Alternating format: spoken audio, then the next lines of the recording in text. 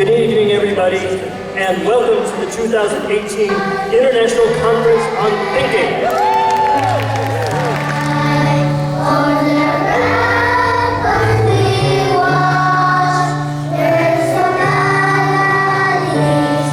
Okay, let's be sure everything is working here. Okay? Can you hear me in back? Yes. No problem. Okay, well, I can't believe that we're all here at the 18th International Conference on Thinking. I've been associated with this conference series for many years, and so are a number of people here. And, you know, 20 years ago, none of us had any notion that this conference would still be rolling forward. And it's just so exciting and amazing to continue to participate and contribute, particularly since, if you hadn't noticed, the world could use a little more thinking. Yes, it could. So we, I believe, are here with a common purpose to help that to happen. Come together, to think together, to learn together, and to step back to our various home settings, to continue to do a certain kind of good in the world. And I have the honor to offer some opening thoughts in that direction. These opening thoughts will not surprise a lot of people. They are more a matter of reaching for a broad perspective, reaching for a way to make sense of the big picture than they are some kind of report of new research results or anything like that. So perhaps over the next hour or so, we can share a common sense of how the world of thinking is organized. What makes sense? What needs attention? And how to move forward. This is a nice image to begin with. What you see in this image is, of course, this huge moon, and we see the near side of the moon. That's very deliberate, because when we think about thinking, when we think about intelligence, when we think about being smart in the world, our encounters with those in everyday circumstances are very much the near side, very much common sense, or very much dominated by particular scientific perspectives, many of them very old. We see the near side, but we need to reach for the far side, the less familiar.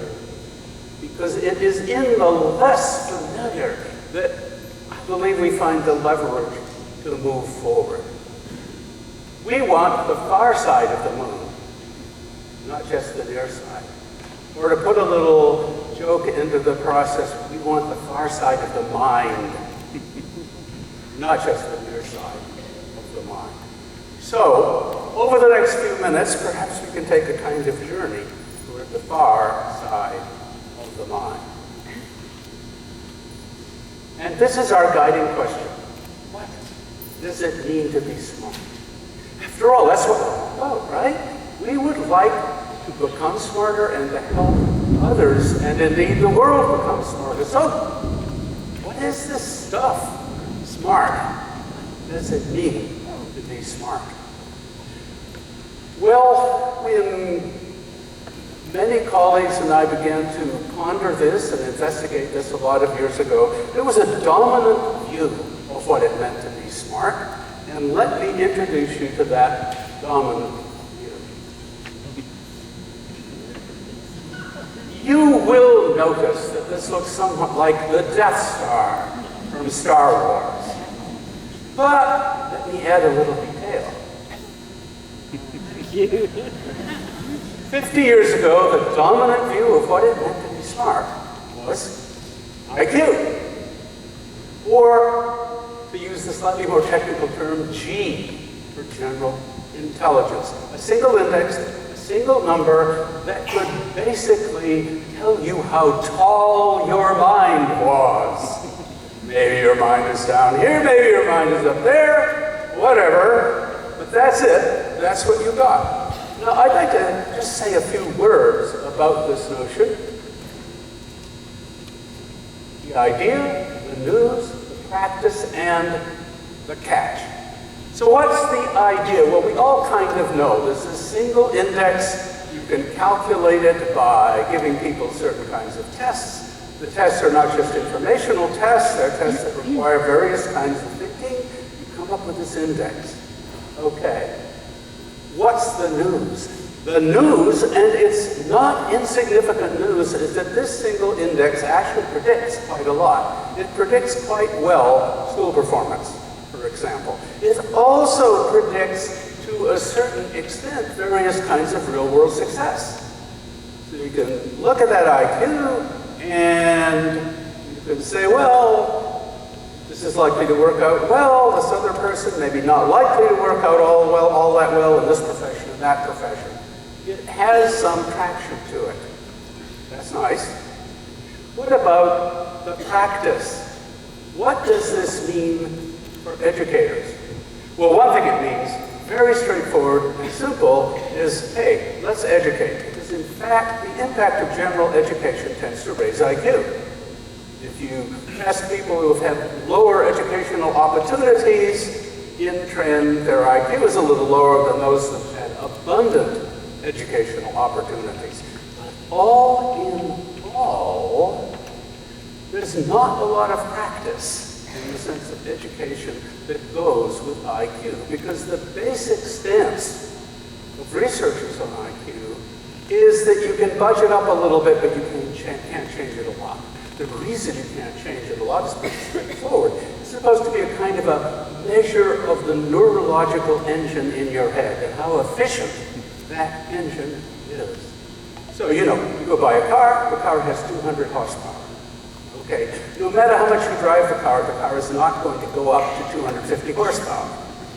That's just the way it is. So, except for some wiggle room to help those neurons maybe grow a little bit or something like that, there's not a lot one can do about IQ. This is the classic stance.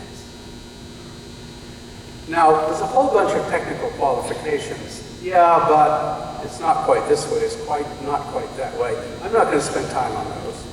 What I really want to go to is this fourth item, the catch. What's the catch with all this? The catch with all this, as we all know, is that IQ is not the only way to think about what it is to be smart.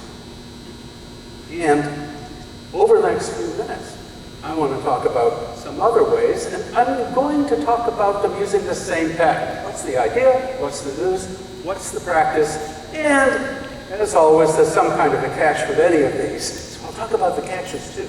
And the catches are important because they're matters that we as educators need to pay attention to if we want to get the most juice out of these various ways of thinking about what it means to be smart.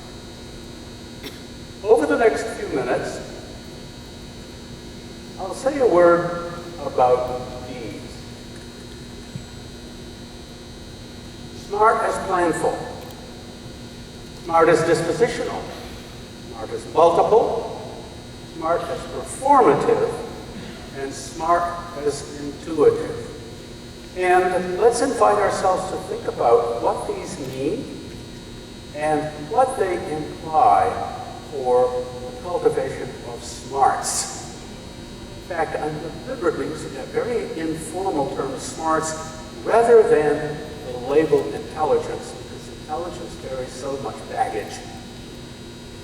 So let's get started.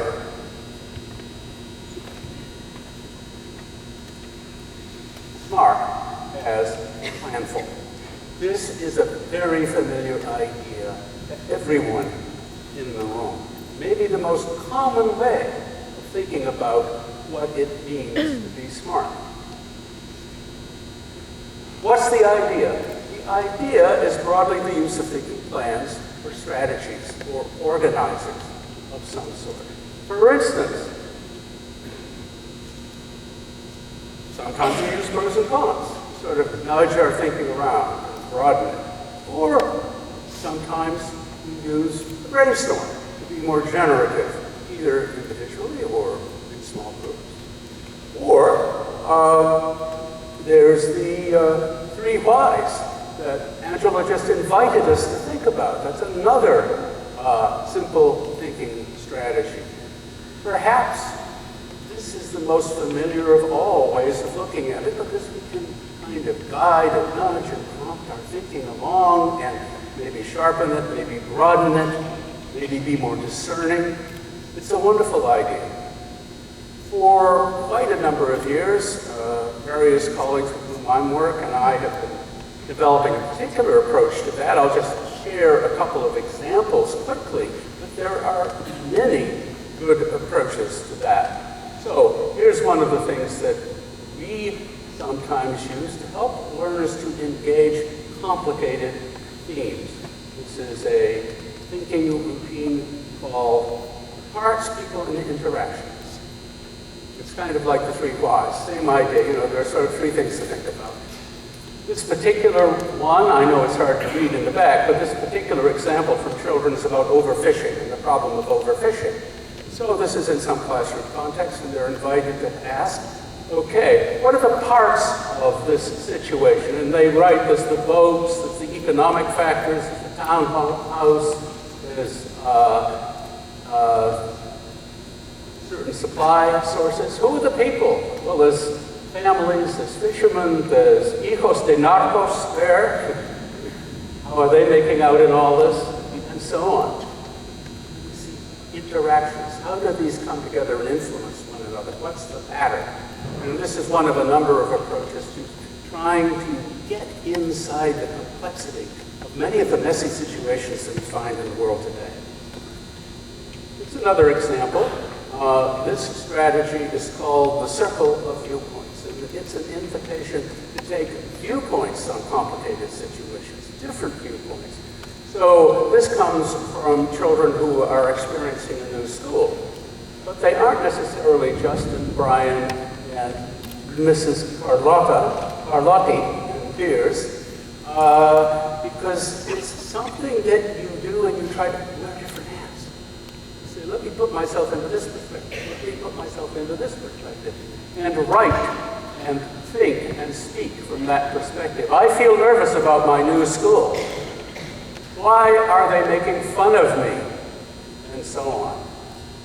Or from In the Voice of Mrs. Carlotti, some of my students are not following rules. Terrible how that happens. And so on. So deliberate, systematic perspective taking. This is another thinking routine. This figure, looking in 2 directions, a Janus-like figure, is a symbol of the thinking routine. I used to think, now I think. This is a kind of a consolidated routine for making sense of complicated learning situations. So for instance, after attending any session in this conference, even after the whole conference, you could say, thinking back on it all, I used to think, mention several things that have kind of changed. And then now I think, how am I thinking differently now than I was 5 days ago? It's a wonderful question to ask. It's very interesting that in many educational settings, not much is done to actually invite learners to think back and think about now, think about what's changed. It's a kind of metacognition, a kind of mental learning. So these are just samples, but people in the room will have had many experiences with different kinds of thinking strategies, or thinking routines, or thinking organizers, or graphic organizers. Many will have worked with them, with students richly. So that's the idea. What's the news? Well, over the past many years, quite a bit has been learned about how to make good use of these thinking plans. And I just want to quickly mention several learnings that have emerged from research. Now, originally we didn't know much, because originally there wasn't a lot of research. But eventually the data accumulated, experiments were done, investigations were conducted, tests were administered, interviews were applied, and we learned some things. And one way to talk about it is what we might call the three pluses. Here are three big pluses, three big things we've learned from looking at the impact of the teaching of thinking plans, thinking strategies, thinking organizing. Thing number one, it helps people think better. There's no question about that. When learners apply these strategies, they end up thinking more out of the box, they end up with better arguments, they end up with more exploratory ideas and so forth. The strategies do what they're supposed to do. They work. Okay, that's kind of expected. Plus number two, though, is that when these strategies are applied with the learning of content, disciplinary content, whatever you want, history, algebra, literature, whatever you want, the result is a deeper understanding. So it's not just that the learners are learning to think better, they are coming to a deeper understanding of whatever else they are studying. The third plus says that this happens with persistence and transfer. That is to say, what the learners learn today, they are likely to take to other settings, and those habits of mind are likely to persist and inform other kinds of thinking in school and out of school for a long time later. Persistence and transfer. Now, I have to say that doesn't always happen. It depends on how deep the intervention is. It depends on how long the intervention is. You're not going to get persistent long-term effects if you spend 15 minutes every Friday morning working on thinking plans. That just isn't enough. But if it's more of a saturation approach, you get a lot out of these plans. Some things have been learned about the craft, how to do this well, and I'll just touch on several. One, it's important that the plans be explicit, that we be able to name them, describe them, share them explicitly. Experiments that compare explicit with simply tacit use of various thinking strategies, say by the teacher, shows that the students on the whole don't notice the tacit use, even if it might seem obvious to some who already know about it. So get explicit. Another, self-management is important. Learners need to be encouraged to go metacognitive, think about their thinking, ask themselves what step to take next. Just knowing about the strategies isn't enough. A bit of self-management is important. There's another learning. Let's make it social. It's interesting that way back at the beginning of what we might call the thinking skills movement, it was pretty isolated, actually. Kids were, as in many educational settings, just kind of thinking in their seats individually. But now it tends to be very strongly a small group process or a whole class process where people think together. And that seems to be important. Another learning infused into the learning of the disciplines or other topics. Back at the beginning, by and large, thinking skills were taught as separate courses. And in certain contexts, that can be a useful thing to do. But on the whole, now the trend is very much in the other direction. Why not make them part of the normal learning process in any kind of setting? So a number of years ago, my longtime friend, colleague Bob Schwartz, and I wrote about this as infusing the teaching of thinking into the disciplines. And these days, that's become very much in the foreground. Another is contextual. We don't have to just think in terms of very general thinking skills like brainstorming and the three whys, the pros and cons. We can think in terms of thinking routines or strategies that are tailored to particular disciplines or other contexts, like thinking strategies for reading, specifically, or for mathematical problem solving, or for historical perspective thinking. So it's great to have contextualized thinking skills that apply to particular targets of high interest. And finally, young.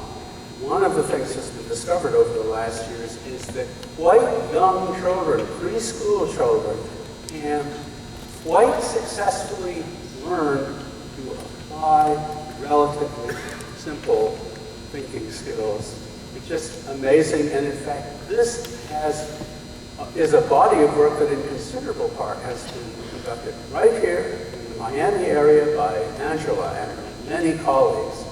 And I and friends and so forth have been just amazed by what can be done. And I've visited schools down here to see what can be done, even with preschool children.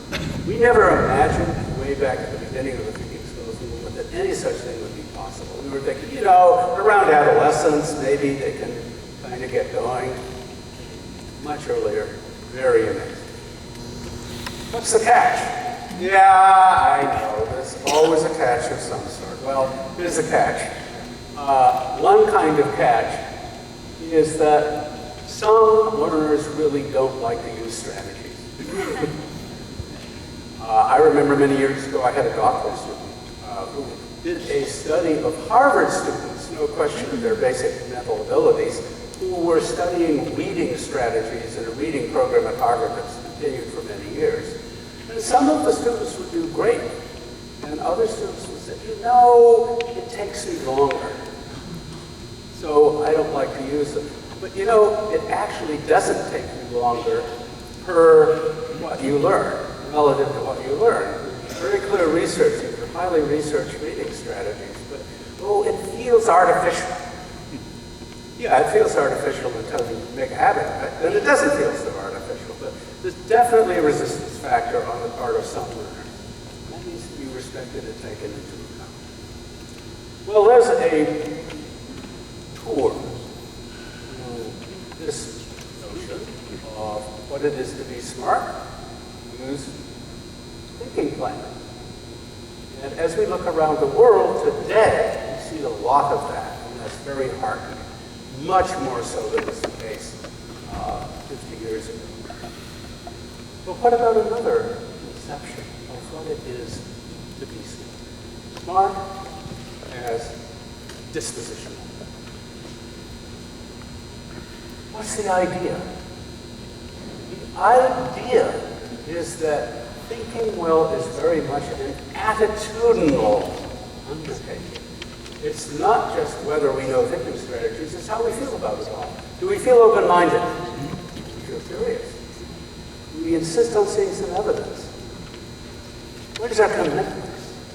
That is the dispositional side of thinking well. That's the basic idea, and our everyday language is full of terms like open-mindedness that refer to that. What's the news? Well, this is quite surprising news that's unfolded from research on thinking dispositions over the past several years. One fundamental finding goes back to our friendly empire of IQ here. Many of these thinking dispositions do not correlate at all with IQ. Open-mindedness does not correlate with IQ. IQ does not predict open-mindedness. You're a very smart IQ person can be very close-minded or very open-minded. We just don't know. Likewise for curiosity and other of these tendencies. How can the empire of IQ claim that being smart is all about IQ when there are some fundamental dimensions of being smart, like open-mindedness, that don't correlate at all?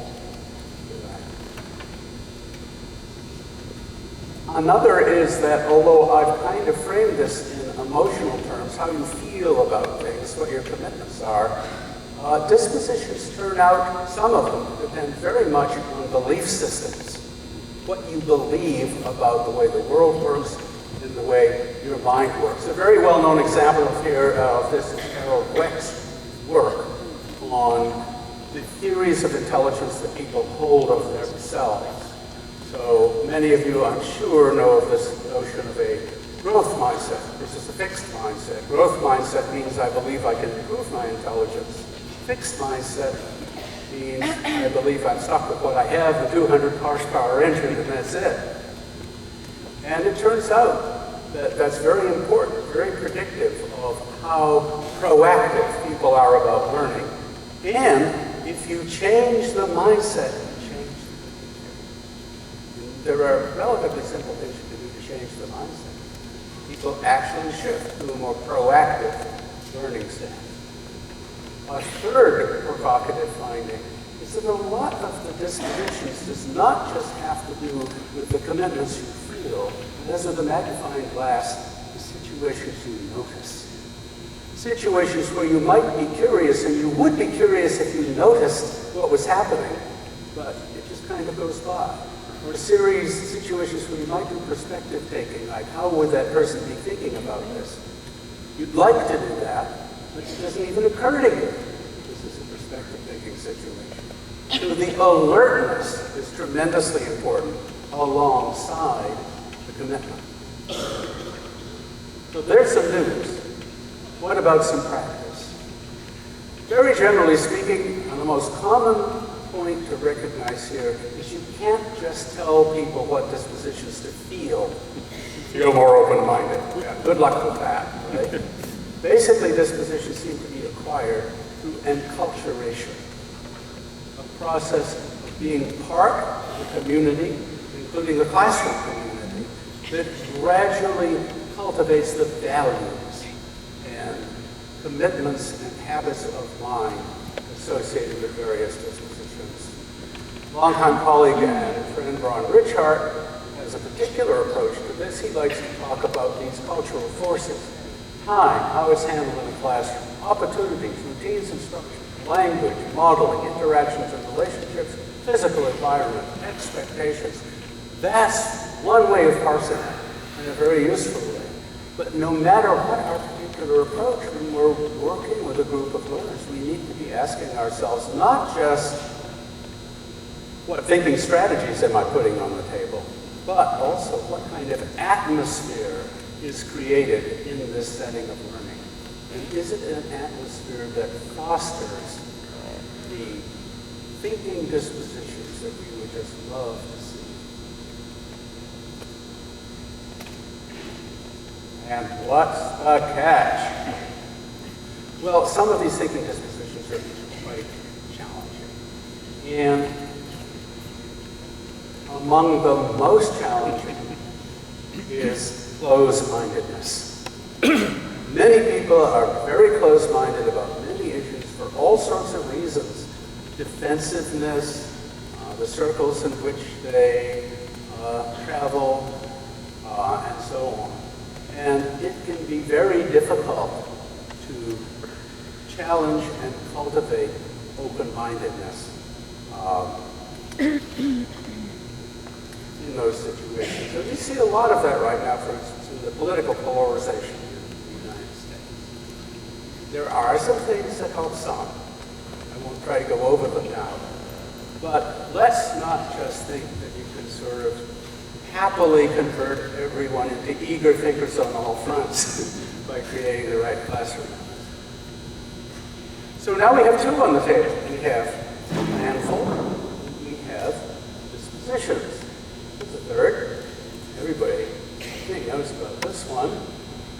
As we pay more attention to dispositions around the world, as we get more planful, we also might want to be thinking of smart and small. These ideas come from Howard Gardner, of course, very noted for the theory of multiple intelligences. Here's the short story about multiple intelligences, just as a reminder. If you look at the world, people are doing very different things. Very different things. Some are teaching, some are in art museums, thinking about art, some are in the business world, planning the launch of products, some are in laboratories doing scientific research. These activities have very different character, require very different kinds of knowledge, very different dispositions. Thinking about this many years ago, Howard proposed we should consider different kinds of intelligences. Initially, he proposed 7 kinds of intelligences, and a little later tossed in a couple of others, and maybe a third. I'm not going to go over the list of intelligences, but they were things like linguistic intelligence, logical mathematical intelligence, visual spatial intelligence, interpersonal intelligence, which is about how people relate to one another, and so on. So, idea and one that's been quite influential and generative in the world. So what's the news? Well, the news is familiar. The news is that this poses a fundamental challenge to the empire of IQ. Basically says, let's not think so narrowly about the nature of intelligence. Let's not get into the empire of IQ. Let's think about the different kinds of capabilities that people have, their talents, their proclivities, and so forth, and broaden out the practice of learning, as well as being more respectful of different kinds of intelligence. So, if we can do that, what's the practice? Well, you know, that's a long story, but I will get you two particular aspects of practice that come out of the work of Gardner and colleagues. One is quite simply the recommendation to broaden out what gets attention. The argument is that schools tend to be fixated on linguistic kinds of learning and logical mathematical kinds of learning. And, you know, what about the arts? What about athletics? What about interpersonal considerations? There's also the intrapersonal intelligence, which basically is a kind of self-understanding, a kind of metacognition. What about that? So can't we broaden out what gets attention?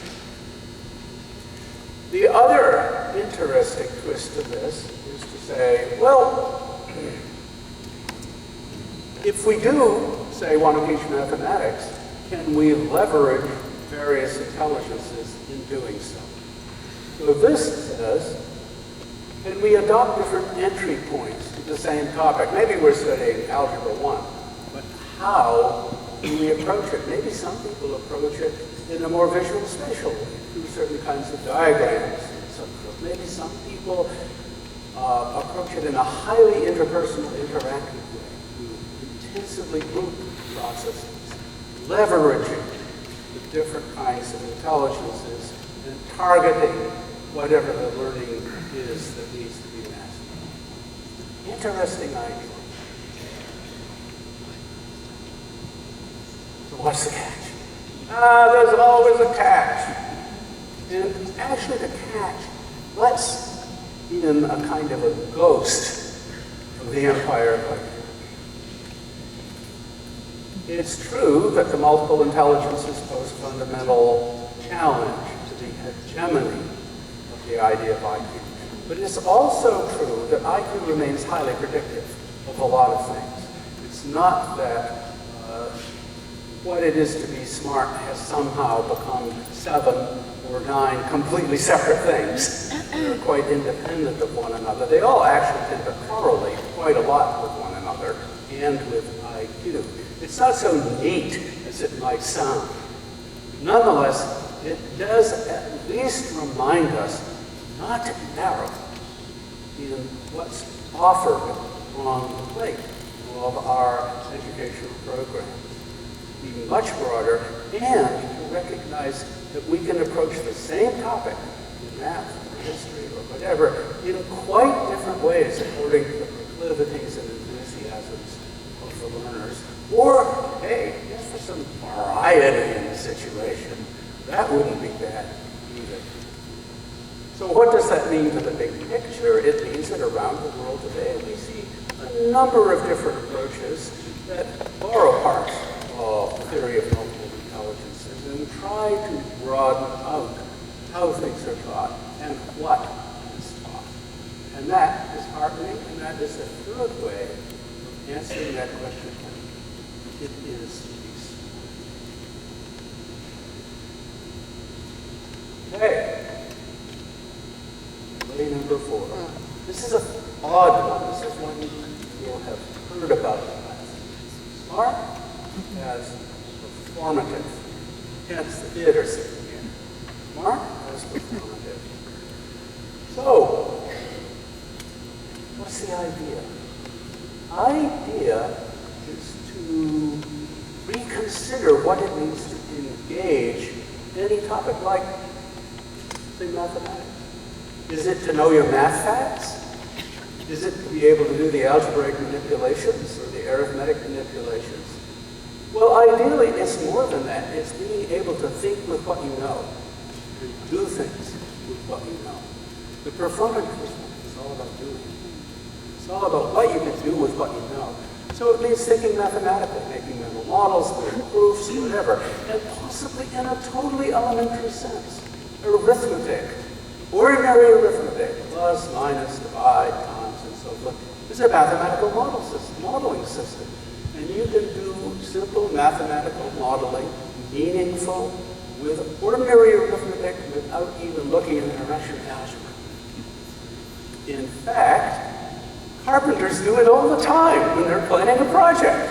You know, you do the measures, you list the numbers, you add them up, you figure out how much lumber you need of this size and that size. It's absolutely commonplace, but that is real mathematical modeling. You do it when you plan your grocery budget, but it tends not to be identified that way.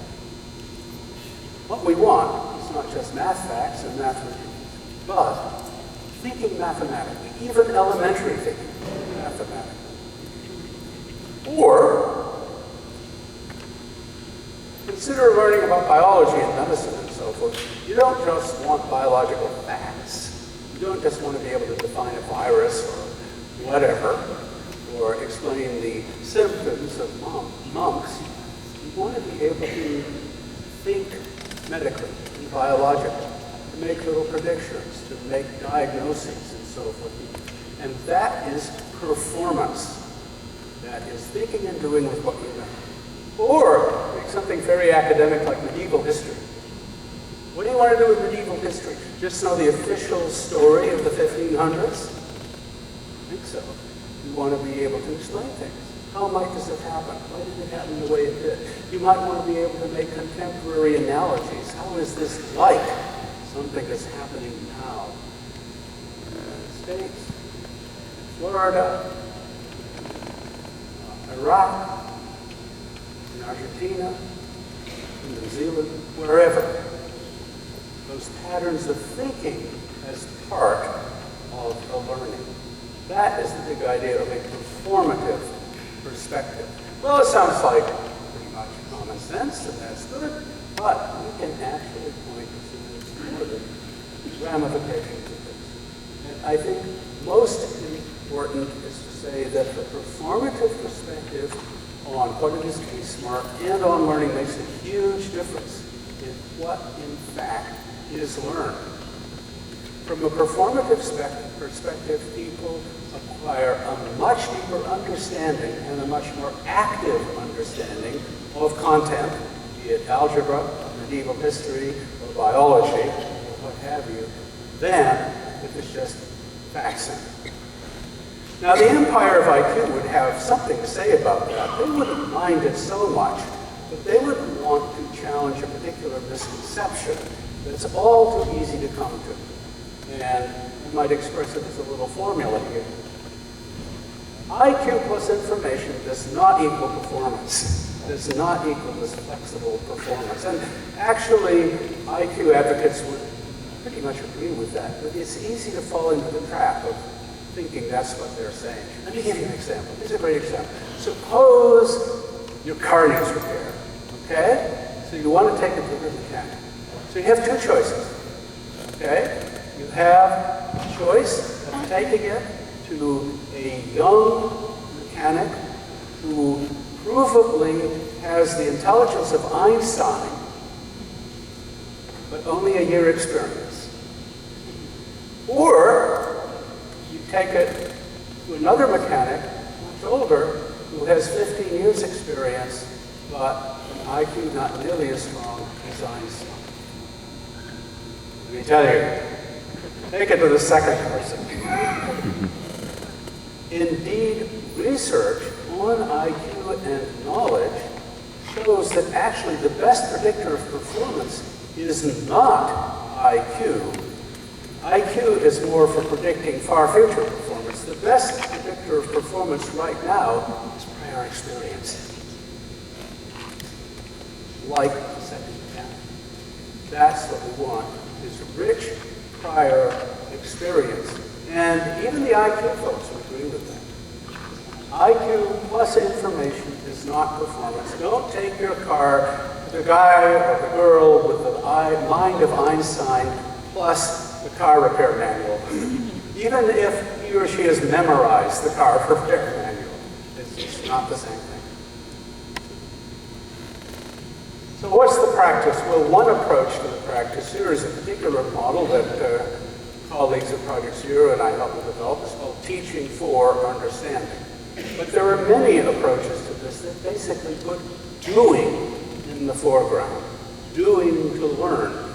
Project-based learning is a pretty good general approach to that kind of learning. Now, it can be tricky to get your projects to work just right. It's not a magic bullet. In fact, there's not a lot of magic bullets in the world of education. But good versions of project-based learning are very much like this, doing in the foreground. And we know some things about the results you get. There's something you might call the knowing-doing shift. Shift from a style of teaching and learning that keeps knowledge and information in the foreground to a style of learning that adds a lot of doing with that knowledge. And it makes a big difference in classroom atmosphere. It makes a big difference in levels of understanding attained. It makes a big difference, actually, in the enthusiasm of learners. And some of the research from years ago that came out of Project Zero shows that it also yields quite an exciting shift in learners' understanding of what it is to learn something. Learners' understanding of what it is to learn something. In some of the systematic work, learners were interviewed about this, and before a lot of experience with teaching for understanding, they would basically say what it is to have learned, you know, your algebra well or something like that, and it would say, well, it's to know the math facts. It's to be able to do the manipulations and so on. But after a lot of experience with teaching for understanding, they would say, you know, it's being able to figure things out with your math. Being able to figure things out. A big shift in mindset. In fact, this goes back to something dispositional. A few minutes ago, I was talking about in Cow and Carol Dweck's work. There's this shift of your mental model of what intelligence is and whether you can improve it. This is another example of that, where there's a shift in one's mental model of what it means to have learned something well. Think of the potential power, not just in helping learners to understand biology better or math better, but in shifting their mental model of what it means to have learned something well. Think of the power of that dispositional shift, emanating from a performative perspective on what it means to be smart. Of course, as a catch. One catch I think I'd like to bring forward here concerns this simple question. Smart about what? If being smart in part means being able to perform with what you know, not just knowing, but doing with what you know, well, what's the topic? What's tricky here is that some topics have a lot more leverage than others. I like to put it this way. I think in schools we should be foregrounding more what you might call foundational understandings of wide scope. Another term for that is big understandings. Understandings that matter in the world. For instance, core understandings about very basic mathematics or statistics and probability that come up a lot. Understandings of in-group, out-group behavior so that we can deal better with the many messy situations that we encounter in our social world. Things like that. Education, though, often veers in two different directions. A lot of education is basically too basic. Basic information and skills, like the math facts, with not enough performative stuff, so that those math facts really do much work for you in encountering a complex world. And often, typical education veers in the opposite direction to advanced studies. My favorite example is calculus in high school. That unless you're headed in a particular technical direction, hardly anybody ever uses. I mean, it can be cool to study if you have the enthusiasm for it, and I love the idea that we can support students studying things they really are curious about. That should always be the case. But there's a tendency in education to push able students toward the more and more technical. I'm not sure that's a good idea, because the more and more technical tends to be less and less relevant as we navigate our complex world. It would be much better to have very rich, deep, nimble knowledge of foundational topics, like in group out-group behavior, say, or basic probability, that come up all the time, than to have fancy knowledge of fancy stuff that rarely comes up, unless we're professionally heading in that direction. So, if we want a performative perspective on learning as part of being smart, we also want to say, what's the topic? Is it really worth that kind of attention? That's a catch, and that's a challenge in many education. What do we see around the world? I'm happy to say today that in many settings we see pedagogies like teaching for understanding, project-based learning, and so forth and so on, that do put performance, thinking with what you know and acting with what you know, much more in the foreground than was the case many years ago. I just very much part of what it is, especially when what's being learned has some general reach, not just some technical corner of something, but something that empowers you generally in the world. Let's turn to our fifth need, smart as intuitive. This may be a bit of surprise because often we don't think of being smart as a matter of being intuitive. We think of smart as being reasonable, logical, and rational, and figuring everything out, and so forth and so on. But let's look under the surface. It's the basic idea, or a way of expressing the basic idea, and many of you will have encountered this as a kind of an idea in the wind and an idea with books about it. Think of the mind as an iceberg. That is, what's above the water, that's our conscious, deliberate, reflective mind, and then there's what's below the water. That's our intuitive mind. One phrase for this is the fast mind versus the slow mind. Because our intuitive minds operate very quickly. We walk across the room and manage to get there without falling over, and our intuitive minds are doing all sorts of little maneuvering things. Or we sustain a conversation, a good conversation at a cocktail party or something like that. And we do so pretty fluently and hop from topic to topic and say sensible things, but we aren't stopping to plan our conversation. We're just having the conversation, and it rolls forward very naturally and intuitively. So there's the fast mind, which operates fast and rather automatically. And then, every now and then, when we face, say, a tricky decision or a complicated problem, we do stand back, we do slow down, and we try to figure things out. That's the slow mind. So the slow mind operates on top of the fast mind, so to speak. That's the basic idea.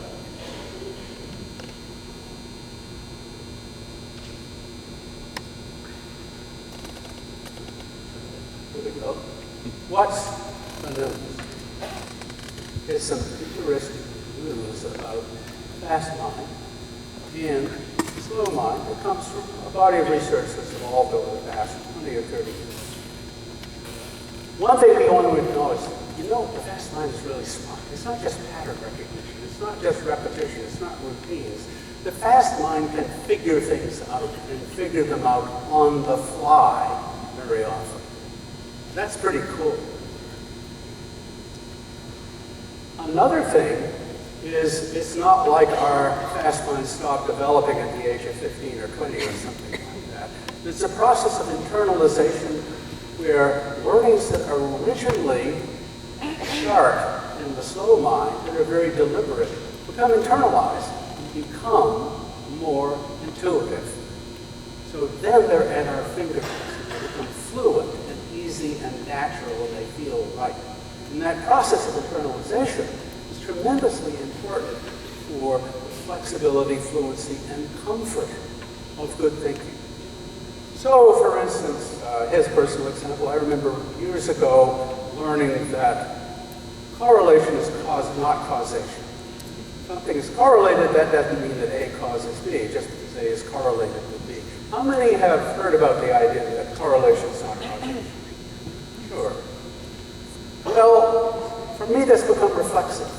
You know, I just automatically, when somebody says, well, you know, A and B happened at the same time, so probably A causes B, just automatically red flag goes up. It's purely intuitive at this point. Wait a minute, I say, maybe there's a causal relationship, but maybe not. Maybe it's a non-causal. It's internalization. It's fluent and automatic.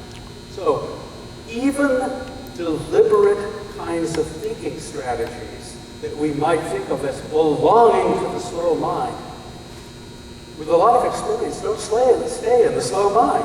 They become part of our natural intuitive repertoire. Expertise is built on the fast mind. This is another finding. If you talk about, you know, if you explore how an expert on anything thinks,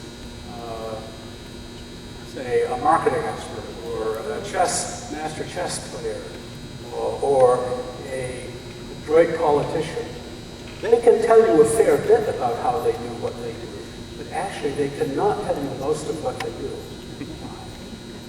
A lot of it just sort of wells up and expresses itself, and this can be mapped by various psychological techniques. And a fourth interesting piece of news here is that some personal choices are better made purely intuitively rather than deliberately. That's very interesting. So for instance, if you are, let's say, choosing a poster to hang in your room, it's probably better off making an intuitive choice. That's what I like, that one clicks for me, than standing back and comparing and contrasting and doing pros and cons. It's actually a basis for research, there's a strong research foundation for something that Guy Claxton, who is with us at this conference, wrote about a number of years ago, as well as many other aspects of intuition. So I like to think of it as a difference between a sort of a personal choice of something one is going to live with and a choice of some device that's supposed to do its job. If I were buying a washing machine, I'm not going to hang it on my wall. And I'm mostly interested in its repair record and its efficiency and stuff like that. If I'm buying something to hang on my wall, I want to be thinking about it very personally.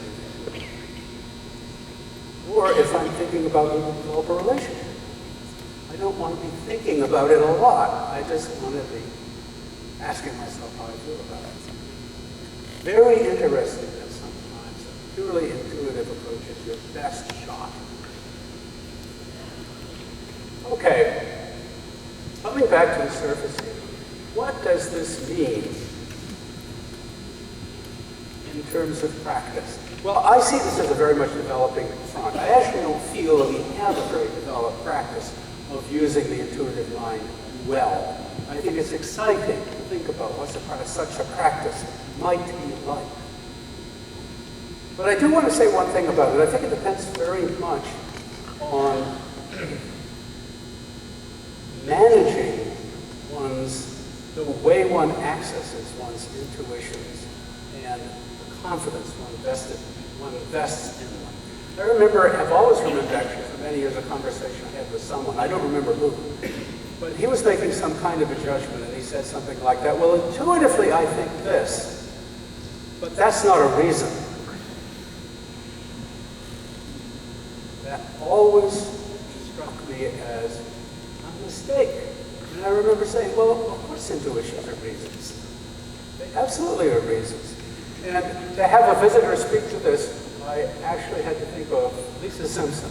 Because I could just imagine Lisa Simpson saying something like that.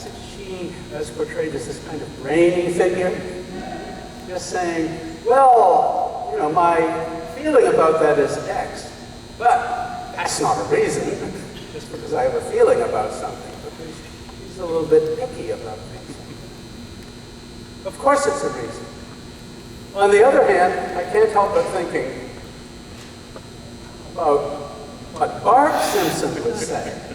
Bart Simpson would say, hey, that's how I feel about it, and that's that. We're going with it.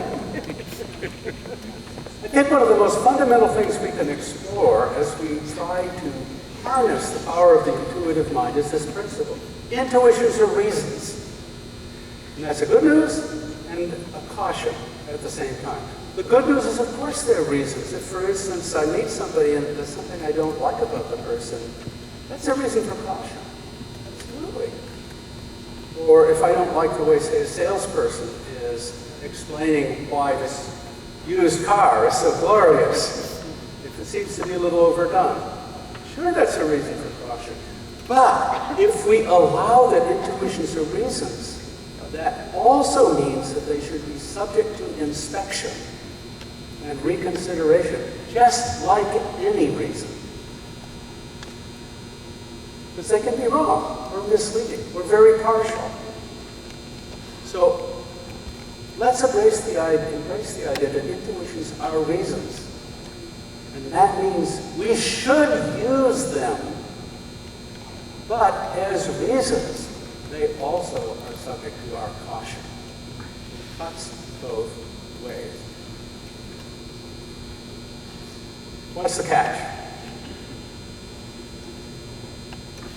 Well, one way of looking at the catch begins with this optical illusion. If you look at this, you can probably see it wiggling. It's an optical illusion that induces a kind of unsteadiness. And intuitions are kind of like that, as in fact just discussed with Lisa and Bart Simpson. One of the big problems with intuitions is that they sometimes butt in a little too aggressive. Cognitive scientists like to talk about cognitive illusions. We have cognitive illusions that something just seems right, and yet, actually, it isn't. Careful studies of these and discussions of these have pointed out that often the cognitive illusions are useful. They provide a decent initial take on a situation. But if the situation is serious, if it involves, say, a really important problem or a really important decision, a decent initial take often is not enough. You really want to stand back and be careful.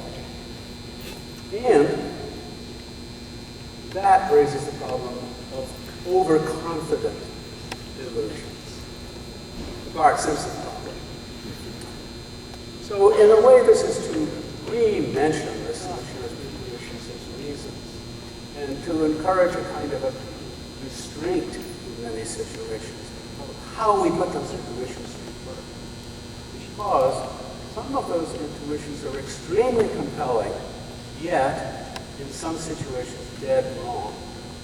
In fact, there's an interesting body of research that shows that for many kinds of intuitions, the correlation between confidence and accuracy of the intuition is close to zero.